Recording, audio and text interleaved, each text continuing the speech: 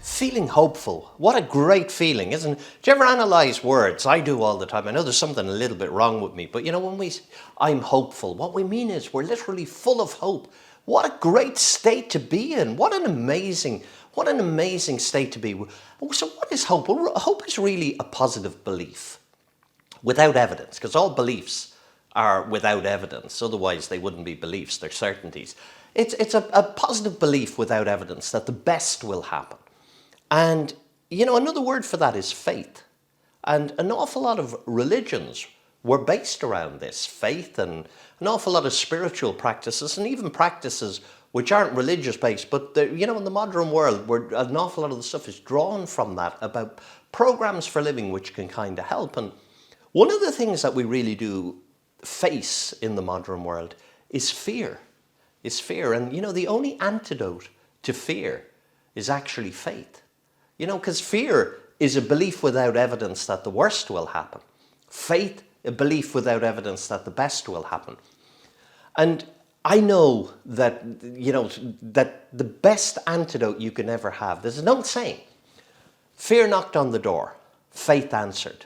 There was no one there. In the world we live in at the moment, you know, fear is there, and it's a useful commodity to us because it's supposed to be a counselor to us. But instead of being a counselor, it's become a jailer, you know. And one of the things I want you to remember is when we talk about somebody with hope, you know, if we talk about somebody as having a lack of hope, what we say is they're hopeless. And in the modern world, that's really a euphemism, isn't it?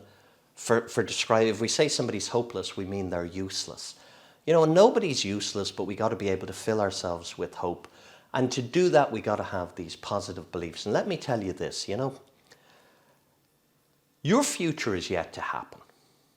And you make a compelling future. Everybody wants to have a great future, but we're not always sure how. And let me tell you how. It's not going to be plotting, planning, or scheming.